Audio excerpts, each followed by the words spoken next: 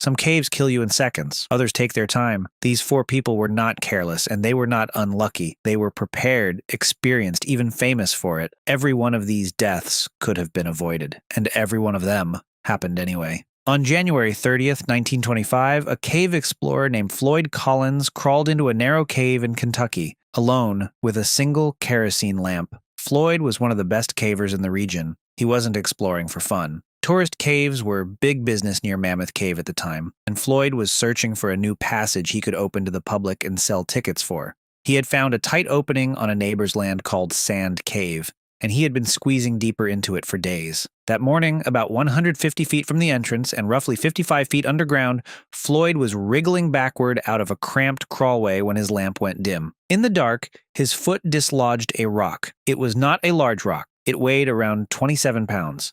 But it fell onto his left ankle and pinned it against the cave floor, in a space too tight for him to reach down and move it. He was stuck, and no one knew he was there. It took more than a day for anyone to realize Floyd hadn't come home. When a search party finally found the entrance and heard him calling from inside, the rescue began. And then it turned into something no one expected. Newspapers picked up the story. Then radio, brand new at the time, began broadcasting live updates. Within days, tens of thousands of people had gathered around the cave. Vendors sold food and souvenirs. It became a carnival above a dying man. A young reporter named William Burke Miller was thin enough to crawl all the way down to Floyd, bringing him food and talking with him. His reports from inside the cave would later win a Pulitzer Prize. For days, rescuers reached Floyd with water, food, and light. They were close. And then the cave did the one thing they feared most. A section of the passage collapsed, sealing Floyd off completely. Now they couldn't even reach him, only shout to him through the rock. Earlier, before the collapse, rescuers had tried everything to pull him free. Ropes, harnesses, even tugging on him by hand. But the rock had his leg locked, and the passage was so tight that only one person at a time could squeeze down to him, working upside down in freezing mud. His own brother crawled down to him. Nothing worked, so they started digging a rescue shaft from above, straight down through the earth to reach him from a different angle. It was slow, dangerous work, and the ground kept shifting.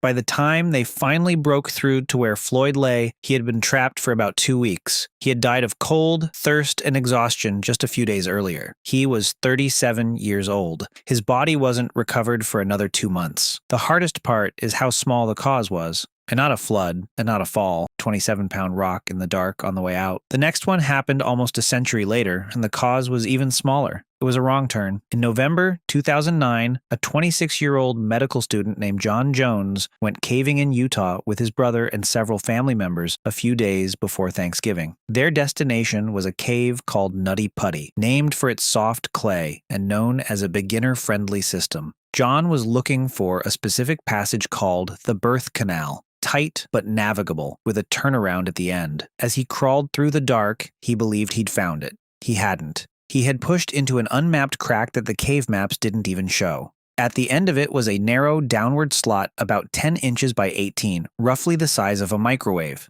Thinking it would open up, John went in head first. It didn't open up. It pinched shut. And now John was wedged upside down with his head below his heart, unable to back out. That position alone is deadly. Upside down, the heart has to fight gravity just to circulate blood, and every breath wedged him slightly tighter into the rock. More than 100 rescuers came. They reached him. They spoke with him. They built a rope and pulley system anchored to the cave, and for one moment, they actually began lifting him out. Then, a pulley anchor failed, and John slipped back into the slot. After around 27 hours upside down, his heart gave out. Rescuers were never able to remove his body. The decision was made to leave him where he died, and the entrance was permanently sealed. Nutty Putty Cave is now his grave.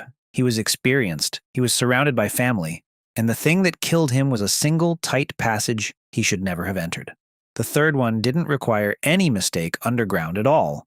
It was killed by weather, miles away. On June 24, 1967, a team of 10 cavers entered Mossdale Caverns in the Yorkshire Dales in England on a clear summer day. Mossdale had a dangerous reputation. It floods fast, and much of it can only be crossed by crawling on your stomach through low, water-filled passages. Partway in, 4 of the cavers decided to turn back and surfaced at around 5 in the evening. The remaining 6 pushed on toward the far end of the system. While they were deep inside, a thunderstorm broke over the moors above. Heavy rain fell on the hills, nowhere near the cave entrance but directly onto the watershed that drains into it. That water funneled underground. Straight into the low crawls the 6 cavers were now making their way back through. One of the cavers who had left earlier, Morag Forbes, returned to the entrance to wait. She found it underwater. The entrance had vanished beneath a flooded stream. She ran 2.5 miles across open moorland to raise the alarm. More than 300 people joined the rescue, the largest cave rescue ever attempted in Britain, but the floodwater had completely filled the crawls, leaving no air. All 6 cavers had drowned.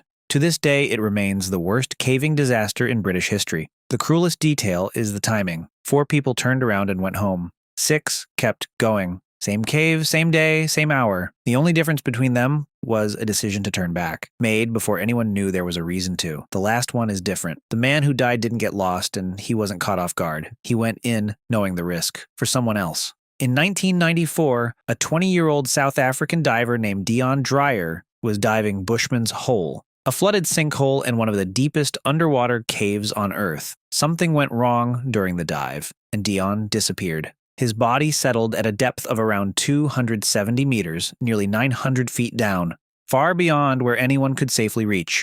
For 10 years, it was simply accepted that he could never be brought back. His parents fixed a small plaque to the rock above the water. A decade later, an Australian diver named Dave Shaw, one of the most accomplished deep divers in the world, reached the bottom of Bushman's Hole on a rebreather, deeper than anyone had been there before, and he found Dion, still lying on the cave floor after 10 years. Dave made a promise to Dion's parents.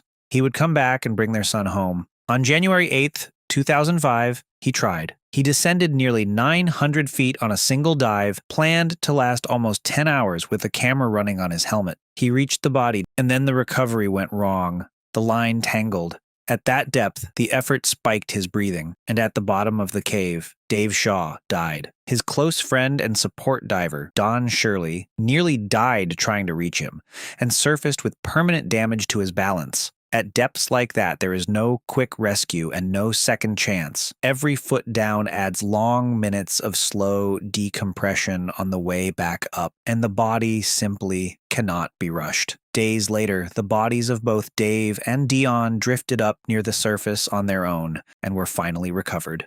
The entire dive, including Dave's final minutes, was caught on camera. He didn't have to be there. No one forced him to go back into the deepest dark on the planet. He did it because he had given his word to a grieving family, and that promise cost him his life.